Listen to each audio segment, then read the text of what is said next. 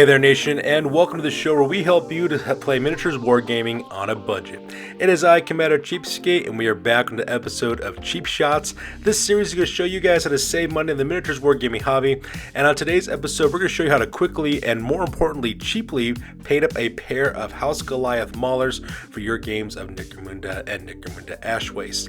As you can see, this is going to be the final end result of these miniatures, and by following the techniques and materials that we suggest, you can paint up both of these miniatures for a grand total of $34.71, and that's assuming of course that you're purchasing everything for the very first time in order to paint up these miniatures.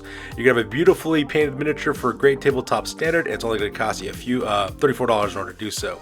Now when you oppose that to the materials you need to buy from Citadel as well as Army Painter, that's going to cost you $222.50 to paint your miniatures this way, and we're going to save you $187.44 at the same time. So that being said, let's go and show you guys how to quickly and cheaply paint up some Golaith Maulers. Now the first thing you gotta do of course is to assemble as well as to texture your miniatures as well.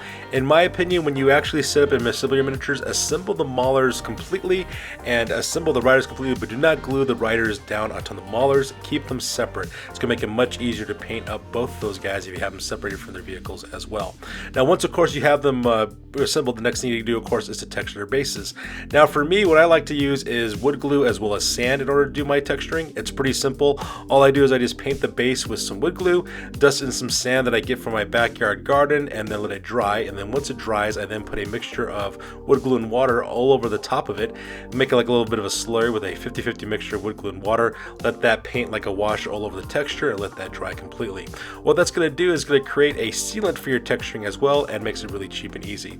The wood glue I already have, same thing with the sand. It's plenty, I have plenty of that. The entire earth is pretty much made up of it. Now if you want to do exactly the same thing from Games Workshop, you'll need to buy a pot of Astro Granite, which costs you $7.80. Now once you have your miniatures assembled and your texturing completed, next thing you gotta do now is prime. Alright, so the first thing you do of course is to prime your miniatures. For me, I use Rust-Oleum Flat White Primer. It's a spray primer I get from my local Walmart. It cost me $3.99. If you wanted to get the Games Workshop equivalent of this, you'll need to buy a can of Korat Wax Spray that costs you $17. Now priming is an important step when it comes to miniatures painting because it fulfills a couple of roles. The first thing that priming does is it gives a good textured surface for your acrylic paints to adhere to. Acrylic paints, if you were just to paint your miniatures without primer, unfortunately the surface tension is not enough to keep the acrylic paint on, so if you add just the slightest bit of friction, it's going to rub the paint off and it's going to ruin the finish of your miniature, and that's a tragic thing when that happens. So because of that, you want to use primer because primer allows the acrylic paint to adhere to the paint surface, so that way you have a really good result. Another thing that primer also does too is that the undercoating of the primer has a big impact on the vibrancy of the colors that you use on your miniature. Traditionally speaking, if you're going with a much colorful or bright kind of contrast for your miniatures, you want to go with a white spray. If you're looking for a dark or a heavy metallic type of paint job, you want to go with a black spray because that's really going to subdue the colors, or for happy medium you can go with gray. It really comes down to personal preference really. Now because I'm doing a quick paint method with this using an oil wash, I want to make sure that my colors are very bright because the oil wash is going to darken down the value of those colors. So to make sure that doesn't happen, I like to use white primer, and that's exactly what happens here. Alright, so the first thing we do real quick is to split up the miniatures. Like I said before, I did some assemblies on this one where I fully assembled the Mauler on one, and then I assembled the riders on another one.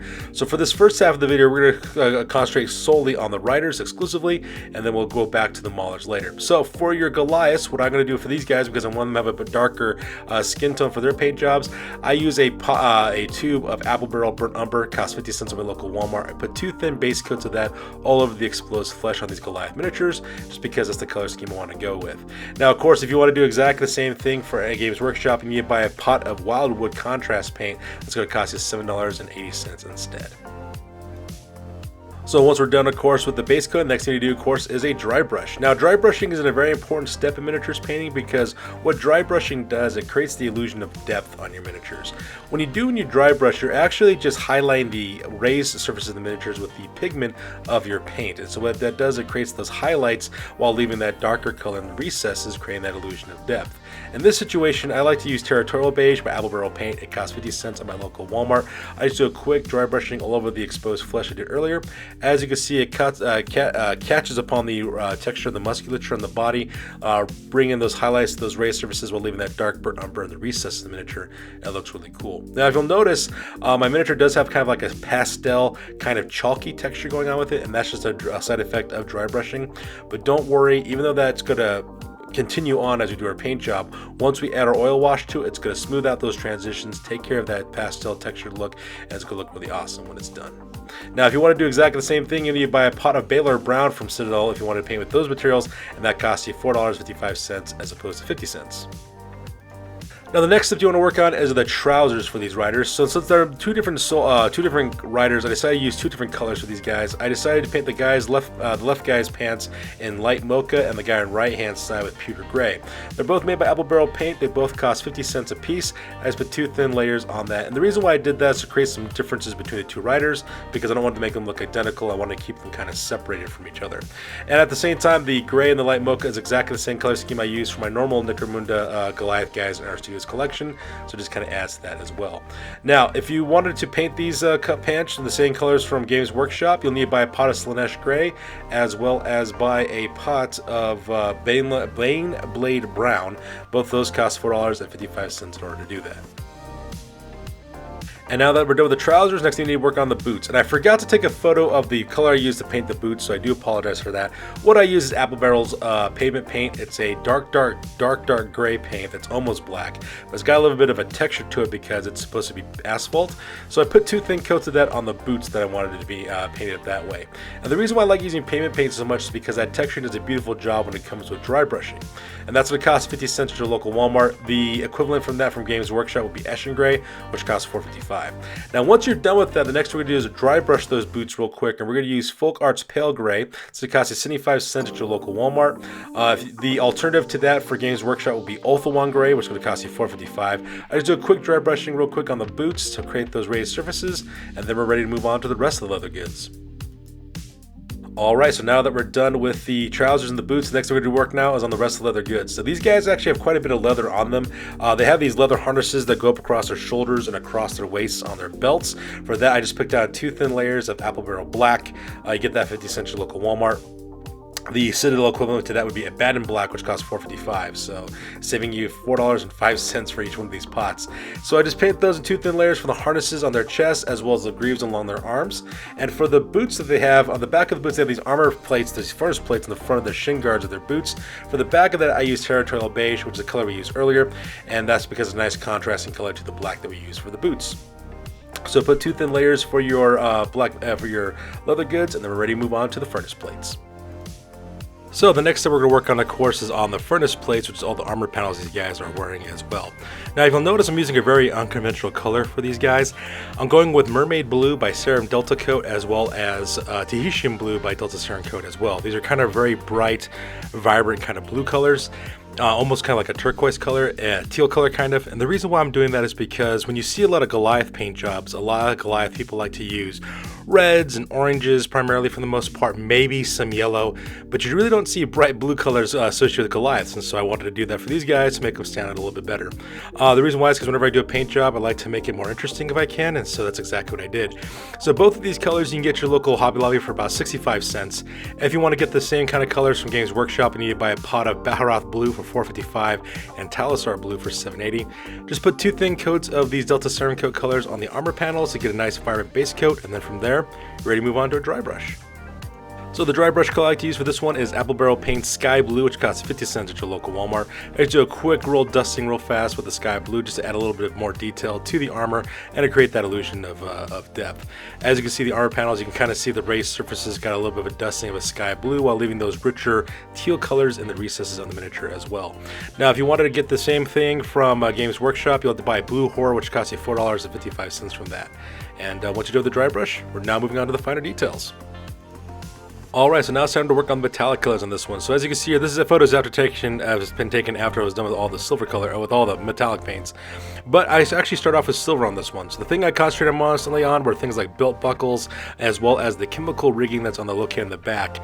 On the back of the Goliath miniatures, you have these huge chemical tanks that are kind of like embedded in their flesh, which I imagine is what pumps them up full of steroids and combat stimulants and all kinds of stuff to make them the way they are. So for all those metallic elements, including the chains that are hanging off their mohawks for their helmets, I painted those in 2 thin layers of gunmetal gray by Folk Art. You can get this stuff at your local Hobby Lobby for about 75 cents. It's a nice, vibrant, kind of dark gunmetal color that I use for that all the time. Now, the equivalent to this from Games Workshop and Citadel would be Lead Belcher, which costs you $7.80 for that, whereas Folk Art's gunmetal gray costs you 75 cents at your local Walmart. And as for the rest of the other metallic colors, I use Folk Art's Copper as well as Emperor's Gold by Deco Art. The Deco Art Emperor's Gold as well as the Folk Art's Copper cost you 75 cents. You get both these products at your local Walmart. And once again, just pick out the elements that are copper colored as well as gold, so to kind of create that interest for the eye. So for example, for the copper color, I use it for kind of things like the knee guards as well as the elbow guards on the armor panels that they have, just to add a little bit of variety to the colors in the armor panels. I also use it for their face masks and the respirators they have on their faces. At the same time, I also use the gold color for Emperor's Gold to detail some highlights, like for example, like the perimeter of the armor. The edge of the armor has like this fine little rim of metallic color that I use, and I picked that out in Emperor's Gold for the shoulder panels, the chest rigs, as well as their shin guards as well, and forearm guards as well, to create those kind of like two-tone paint look, kind of like that thin pinstriping of that gold color. So as you can see right off the bat, by adding these metallic colors, we're adding a lot of visual interest to these guys and make them actually look quite vibrant. And the very last color we use for the details is Kiwi by Apple Barrel Paint. This costs you about 50 cents at your local Walmart. The equivalent to Kiwi paint would be Moot Green by Citadel, which costs you $4.55. Now, the reason why I like to use this Kiwi color is I like to use it for the chemical injectors that are located on the back of the rigging. So if you notice the little chemical tank that they have on their backs, I picked out some of the vials in 2 thin layers of Kiwi paint, make it look like being injected with that stuff. I also do the single dot of Kiwi paint for their eyes as well, to make it look like their eyes are kind of glowing green. And the reason why is because I created that same motif for the normal infantry guys for the Goliaths, for the Goliath gang in our studios collection, and I based that off of these berserker looking type creatures from an old fantasy movie from the 1980s called Beastmaster. In that film, there's these like berserker human guys who wear these black armor and they have green glowing eyes, and I thought that looked kind of cool, so I decided to use that for the Goliaths, and so that's exactly where I get that look from. And then once you're done with that Kiwi paint, we are all done with the riders, and it's time for us to move on to the actual Maulers. So now that we're all done with the Rogue Thugs for the Goliath, next we're going to work on now the Goliath Maulers themselves. Now the first thing we're going to do real quick to make this job really easy for us, we're going to give a overall base spray with Rust-Oleum Silver Spray Paint. You can find this stuff at your local Walmart for $3.99. If you wanted to use the closest equivalent I could find to this from Games Workshop was Lead Belcher Spray, which costs $23 from Games Workshop. Now if you'll notice, the vibrancy of the silver is actually quite bright on this, and the reason why is because we used white primer on the miniature itself. And the reason why that's the case is because when I do my oil wash, I want to make sure I have that little bit of vibrancy left over. Now the reason why I spray painted all these silvers is because I was trying to experiment with actually using glazing to paint vehicles as well. Now if you know what glazing is basically you water down your paints almost to the point where they're almost consistency of washes as well as milk. And the reason why you do that glazing is so that way a lot of the undercoat color actually appears through the paint job. And what I wanted to create was the idea that these vehicles, yes, they were colored, but because they were exposed to the ash waste for so much, they actually got weathered through, so that way you can see a lot more of the actual metallic base coat underneath the paint jobs, make it look like it got weathered and worn. That was the effect I was trying to attempt. It was kind of successful on this paint job, so I was actually quite happy with it. So we're going to talk about exactly what I did there. So once you give the spray for the silver spray paint, next thing we do now is a bunch of glazing for all parts of this miniature. So the first thing I decided to glaze real quick was the wheels and the tracks of the Maulers as well. Now the Mauler on the right hand side has this huge monster wheel in the front, but both Maulers do have tracks in the back. What I decided to do was to thin down my pavement paint. I used paint by Apple Barrel Paint. I mixed it with a 50-50 mixture of water as well as paint, made it kind of like a very watery, almost wash-like substance. And what I did is I just painted this all over the parts that I wanted to be black. I put 3 layers of glazing on it, and the reason why I did that is so that way, as you can see in this picture, not only can you see the black color color, but you can see a lot of the metallics kind of poking through the undercoat, kind of poking through the base coat I'm putting on these things, and that's the effect I wanted to create, this kind of weathered, kind of chipped looking paint look going on with these guys, make look like these vehicles were quite weathered. Now there's only one problem with glazing. The problem with glazing that it takes a while to do, and the reason why is because once you put down one coat, you have to let it dry and then put another coat on, let it dry, and do another coat. So that part is kind of rough, but at the same time though, I really like the overall effect, and so that's what I decided to do. So from there, I decided to work on the seats as well as the hands that are looking on the handlebars of the vehicle. For the handlebars, of course, I used Burnt Umber by Apple Barrel Paint because that's the same dark flesh color I used for the road thugs who are going to be riding these vehicles. As for the seats themselves, I thought it would be kind of cool as if the seats were actually molded out of metal as well. So I decided to continue on that glazing look by putting 3 glazing layers of Anita's Moroccan Moccasin Brown. Cost you 65 cents at your local Hobby Lobby. Just did a real quick glaze job with those, putting 3 layers of the glaze on there to give that kind of weathered look, stained look, and it came out absolutely vibrant. Using that silver to really brought out a lot of that richness of that brown color, which makes it look really, really awesome. So the next step we're going to do work now is on the glazing is for the metallic elements, the silver metallic elements. Now, unfortunately, when I did this, I realized that probably using a white primer was probably not the best thing to use. I should have actually spray painted these guys in black primer and then use the silver spray, because then the black primer would have really reduced the vibrancy of the metallic colors. But c'est la vie, I didn't do that, so because of that, I do have to glaze again. So once again, I glazed the parts that want to be in a darker metallic color with Gunmetal Gray by Folk Art, and once again mixed it up with a 50-50 mixture of water and paint, and then I glaze all the control surfaces, so things like the vehicle steering wheels with the handlebars, the engine block with the instrument panels, as well as the actual chassis and the seat that they're actually going to be resting on. And I did that to kind of create that idea that it's a darker metallic color, so I just put 3 thin layers of glazing on that, and we're going to move on to our next best coat. So by the time I got done with all the glazing with the dark metallic, the gunmetal gray, this is what the end of the result looked like. So you can see I did things like the grinders and the blades in the front of the vehicle, as well as near the engine block as well. Now once that part was done, the next thing I decided to do was actually glaze the actual body of the vehicles as well, which is the frame. So the front half of the vehicle as well as the back half where the tracks are located at. I wanted to continue on that teal color look that I used for my riders for the road thugs. So because I did a glaze method using both Tahitian Blue by Delta Ceram Coat, put 3 layers of that glaze on the one on the left hand side to make that bright kind of metallic turquoise color. It is exactly the same thing on the right hand side with Tuscan Teal from Apple Barrel Paint, which is a much darker color that costs you 50 cents at your local Walmart as well. The considerable equivalent to Tuscan Teal would be Thunderhawk Blue, which costs you $4.55. So as you can see there, I put 3 layers of glazing on that, and as you can see, that silvery metallic color pokes through the undercoat, and so because of that, it makes it look like it's like a metallic kind of teal color, and it looked really, really cool. I really like the end result. Granted, it's tedious to paint this way, but I thought it looked really awesome, and I kept on using the same method for the rest of the paint job. So the next glaze I worked on, of course, we're using the color yellow. Yellow is a nice contrasting color to turquoise, and I thought it'd be kind of cool to add to these vehicles, and that's exactly what I did. So I put 3 thin layers of King's Gold. As you can see, I put it on the little crossbar right above the engine block.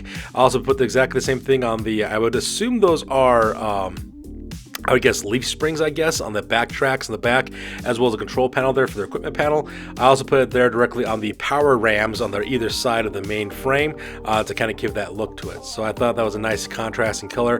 As you can see, that silver color is poking through a little bit for the King's Gold that I have, creating this metallic yellow look, which I thought looked really kind of neat. And so yeah, so just with 3 thin layers of glazing on that. Once I let that dry, I moved on to the weapons. Alright, so then I moved on to the weapons next. I put 3 layers of glaze using Anita's acrylic paint, which is made by True Red, which is made by Anita's acrylic. Costs 65 cents at your local Hobby Lobby. The equivalent to that, I guess, would be Mephiston Red, which costs $4.55, made by Games Workshop. Once again, just created that glaze look. As you can see, it has like this metallic red color now. This is what it looks like the alloy red, like the metal itself has been dyed or something. And it looks really, really cool. I like this really chromed out look that's going on using this glazing method for the painting. And even though it takes a little bit longer to do so, I think it has a really nice effect, so I just did that. So for the weapon casing for the grenade launchers, as well as the twin-linked bolt guns, I just put 3 thin glazing layers of True Red by Anita's acrylic, and then from there I'm ready to move on to our finer details. Alright, so the next colors that we use, of course, were Copper by Folk Art, as well as Anita's Metallic Aged Copper. Both those I got at my local Walmart for those. The Anita's acrylics cost 65 cents, while the Copper for Folk Art cost 75 cents. Their Games Workshop equivalents would be Screaming Bell, which runs you $7.80 for that, as well as brass scorpion is going to cost you $7.80 for that color as well. So all I decided to do from there was just put some copper elements, things like the AG copper I used for the magazines of the bolt guns as well as the grenade launchers. And then as for the regular full art copper, I put things like little individual rivets as well as like that spread throughout the entirety of the miniature as well. And then once I put those two thin coats on that, I move on to my next detail. And that next detail is a dry brush. So I dry brushed the entirety of the entire vehicle with a thin layer of Silver Anniversary by Folk Art. This costs about 75 cents at local Walmart. The Games Workshop equivalent to this would be Ironbreaker, which costs $7.80. And what I did is just a quick all-over dry brushing with this silver all over the entire vehicle. I did this to make it look like the vehicle had been scraped down and weathered down by time and the ash waste, like the paint got chipped and worn down a little bit. So it kind of creates this kind of like dust, like rust, not rusty, but kind of scraped up metallic paint job on the entirety of the vehicle, which looks really awesome as well. And then of course when I combine that with the oil wash, it's going to look stained up and dirty and Kim infected. So it's going to look really, really awesome when that method is done. So once you're done with your quick dry brush, next thing you do now is work on the fine details. The last little bit that I did, of course, was put a thin base coat on the control dials on the vehicles. So if you look right there on the steering handles, you see two little control dials right there. Just put a single dot of lime shimmer on both of those. That costs you about 50 cents at your local Walmart. The Games Workshop equivalent would be Cyberite Green, which costs $4.55. I just put two little dots of that for each of the control panels. And then once that's done, my Maulers are fully completed. The next week I do now is start working on the bases. So for the bases on this one, I use my typical ash waste style base that I usually do, which is kind of like this brownish, kind of dusty, ashy, burnt out wasteland look, hence the name the ash wastes. And to pull that effect, all I did is of course just put two thin layers of pavement paint by Apple Barrel paint all over the base. Now unfortunately some of the silver does poke through, the silver undercoat does poke through the black paint, but I'm not too worried about it. And the reason why is because I'm going to add 2 layers of dry brushing on top of these bases, on top of the texturing, so the silver is going to eventually get taken out by the lighter shades of gray, so I'm not too worried about that. So once you let that dry, the next thing we gotta do, of course, is a base to do dry brushing on our bases. So the first color I dry brush my bases with is with Pewter Gray by Apple Barrel Paint. The equivalent to this stuff would be from Games Workshop would be pretty expensive, costs about $4.55. That plus stuff is called Rust Gray, I believe is what it's called for that one. So because of that, it made it really, really simple. Oh, sorry, not Rust Gray, Slanesh Gray. There we go. That costs $4.55. It's real simple. Just put a quick dry brush directly on the texturing of the bases.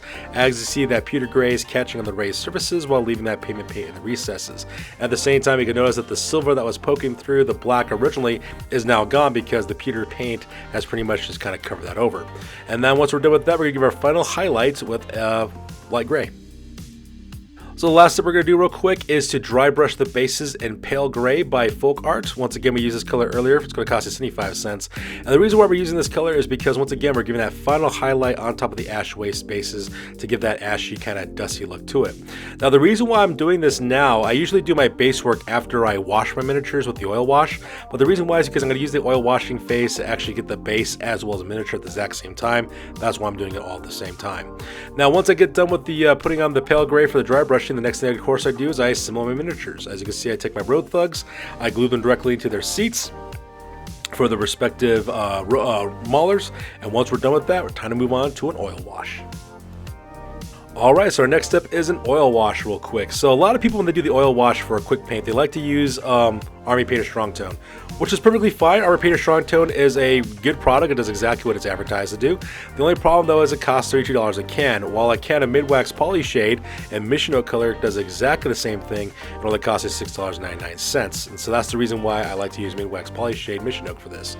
It's really simple. All you gotta do is take the Mission Oak and apply it like a wash all over the entirety of your miniature. The oil washing does a couple of things that's important for this process. The first thing that it does is that it actually seeps into the recesses of the miniature, bring a lot of the details that we couldn't see earlier. So a lot of textures, for example, the folds in fabric, the musculature of the characters, the individual armor panels of the vehicle. It does a really good job of bringing out those details that we couldn't see before from the dry brushing, the base coating. The second thing that it does as well is it also smooths out the transitions between our base coats and our dry brushes.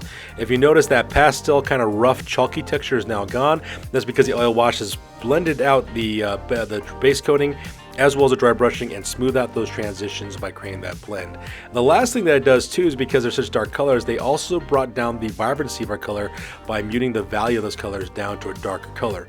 That's the reason why we use such bright colors in the first part of the painting, is because the oil wash is going to really darken them down. And if you notice as well, it does a beautiful job with the texturing on the bases as well, and that's the reason why I did the base in the painting before I did the oil washing, so that way I can do this oil washing station all on the last go.